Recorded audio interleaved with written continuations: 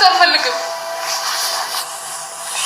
ማጣት ይኸው እንደዚህ እያደረገኛለሁ ሰው እንደዚህ እኮ እኔ አግዛለሁ እያልኩ እኮ ነው። እሺ እኔ ምን ማድረግ እችላለሁ? እኔ ያለሁበትን እኔ ናቲ ያለሁ እኮ አንተ ቢያንስ እሱን አገኘዋለሁ። እኔ ከናቲ ጋር የሚገናኝ ነገር እኮ የለውም። በቃ እኔ አንቺ ጋር መኖር እፈልጋለሁ። እውነት ማለት ነው ይከብድሻል ላይ ነው አውቃለሁ።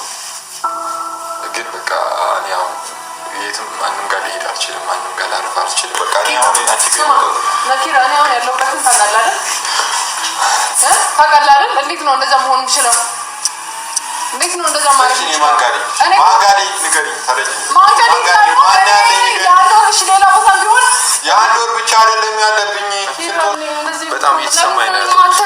በቃ አንቺም አልተረዳሽኝም። ብዙ ሰዎችም አይረዱኝም። በቃ ያለሁበትን ነገር አልተረዳችሁኝም። በቃ ለምንድን ነው የማትረጂኝ? ይላል በቃ በዚህ ሰዓት እኔ የሚያስፈልገኝ ሰው ነው አይደል? አንቺ ብዬ መጥቼ እዚህ ጋር ከአንቺ ጋር ልኑር ስልሽ እንደዚህ በማለት እኔ ደብሮኛል። አንቺ ጋር መኖር ነው ፈልገው። በቃ የቤት ኪራዩን ከበር ያደርግልናል። ቢያንስ አንቺ አትረጂኝም እንዴ?